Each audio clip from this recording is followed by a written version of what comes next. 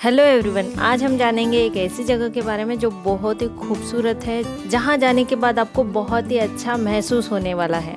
तो चलिए बिना देरी किए आपको ले चलते हैं रामधाम। लेकिन उससे पहले मैं आपको 2 लाइन कहना चाहूँगी, क्योंकि रामधाम में जाने के बाद कुछ चीज़ें हमें ऐसी देखने को मिलती है जिससे हमें बहुत कुछ सीखने को मिलता है। रामायण मानव से महामानव बनने की सीख देता है। रामायण मानव से महामानव बनने की सीख देता है। असुविधाओं में रहकर भी एक इंसान पूरी दुनिया को जीत लेता है। तो फ्रेंड्स, आज हम आपको बहुत सारा एंजॉय कराने वाले हैं, तो चलिए वीडियो को शुरू करते हैं।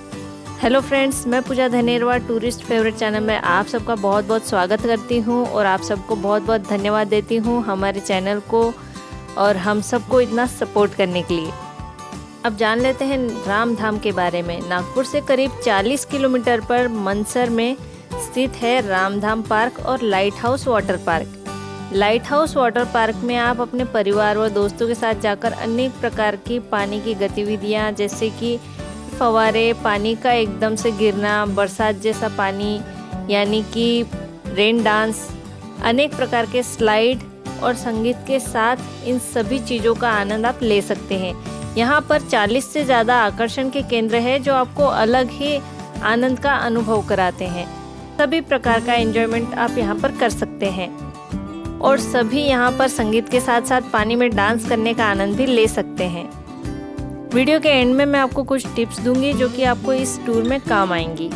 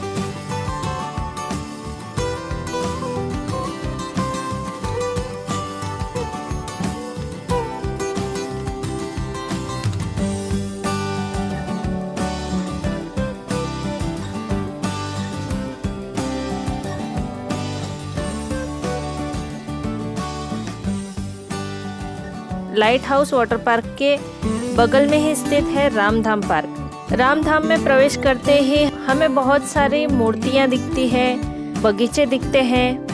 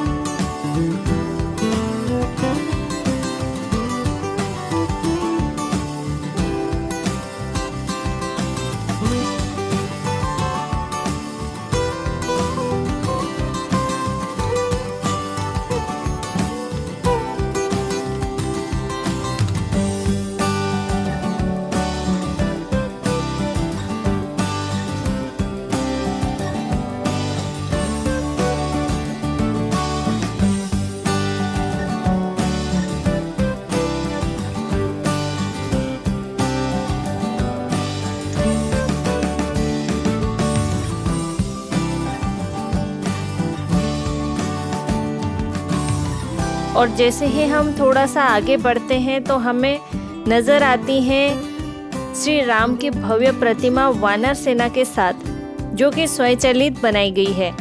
ऐसा लगता है रामटेक पहाड़ी पर श्री राम वानर सेना के साथ ठहरे हुए हैं।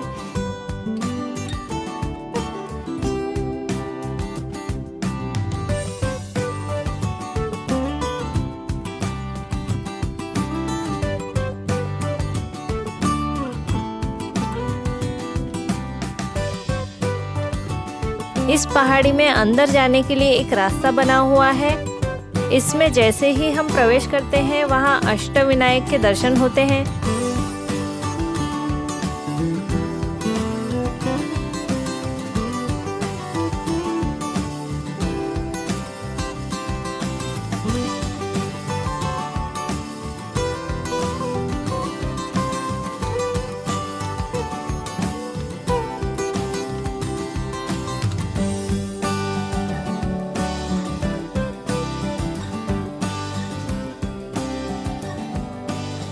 वहाँ श्री गणेश जी के 8 रूप के दर्शन होते हैं।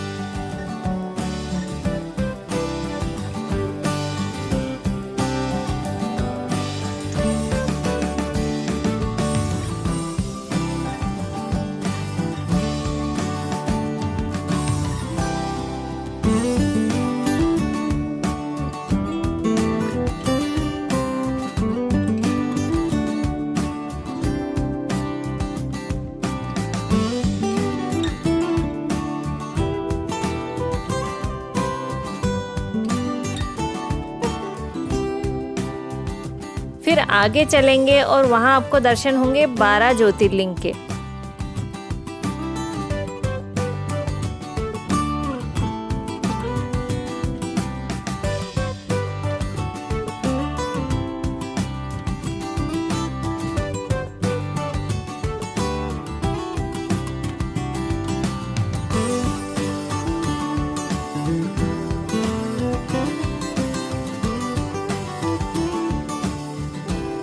यहाँ पर सभी प्रमुख 12 ज्योतिर्लिंग के दर्शन हमें करने को मिलते हैं और सभी शिवलिंग को बहुत ही खूबसूरती से दर्शाया गया है।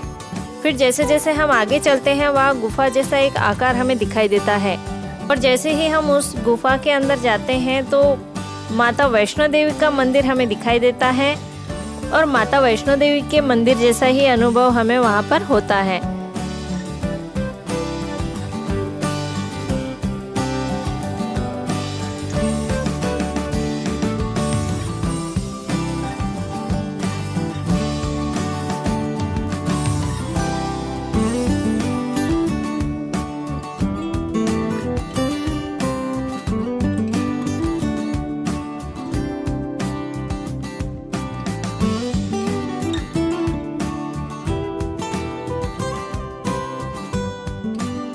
यहाँ से दर्शन करके हम आगे बढ़ते हैं। वहाँ से बाहर निकलने के बाद में थोड़ा आगे बढ़ने के बाद हमें दिखाई देता है वानर सेना और श्री राम द्वारा बनाई गई राम सेतु का एक पत्थर, जो कि सच में पानी पर तैरता है।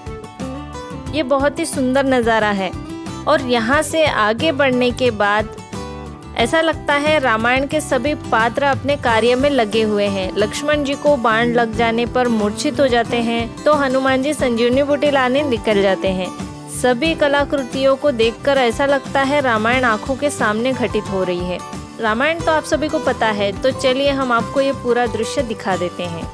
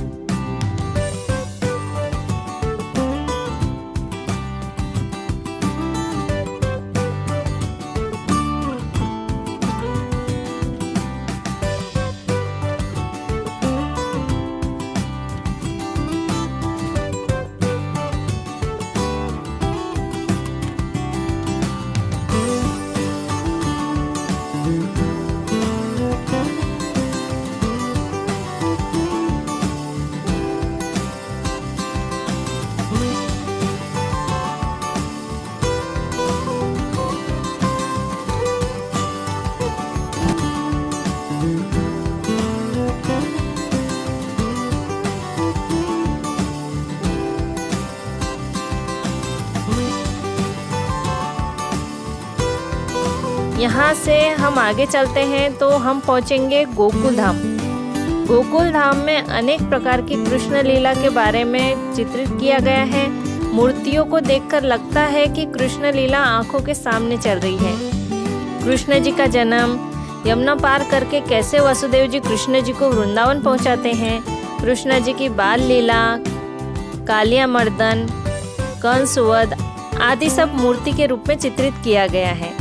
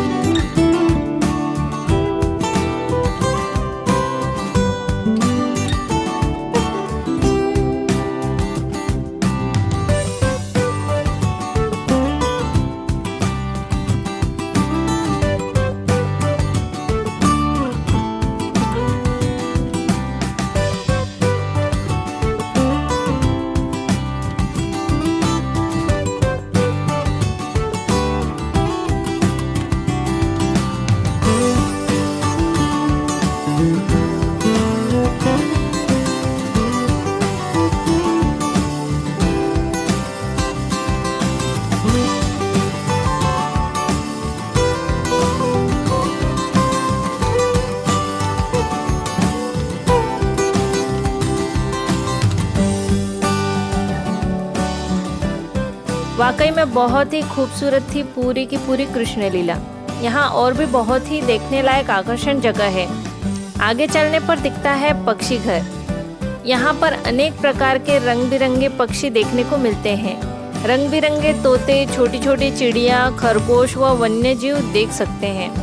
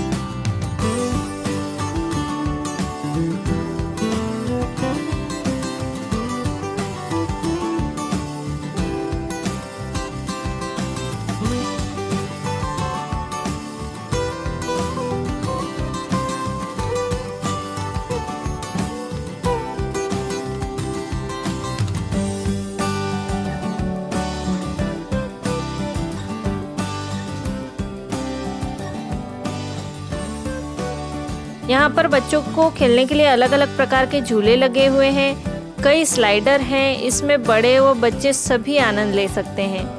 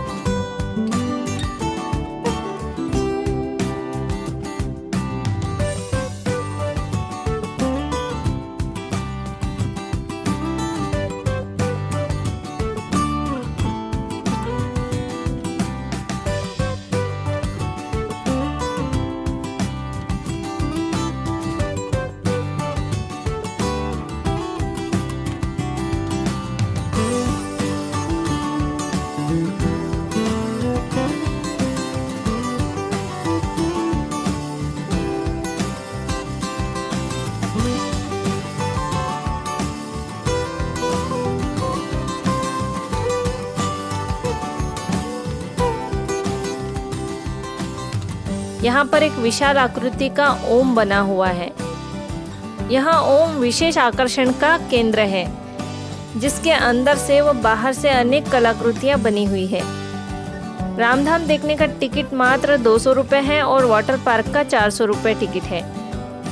यहाँ पर जब भी जाएं तो आप 5 से 6 घंटे का समय निकाल कर जाएं, क्योंकि वाटर पार्क और रामधाम घूमने के लिए हमें 5 से 6 घंटे का समय लगता ही है। अब बात कर लेते हैं किन चीज़ों का आपको ध्यान यहाँ पर रखना है। सबसे पहले बात करते हैं टिकट प्राइस की। अगर आप दोनों जगह एंजॉय करना चाहते हैं तो आप दोनों की टिकट ले सकते हैं लाइट हाउस से। टोटल आपको 600 रुपये प्रति व्यक्ति देना होता है और रामधाम शुरू होने का टाइम है सुबह 9 बजे और लाइट हाउस सुबह 10 बजे से शुरू होता है।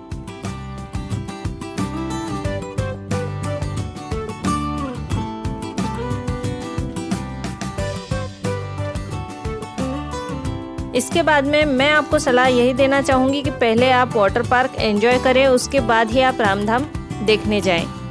और वाटर पार्क में लॉकर की सुविधा भी है।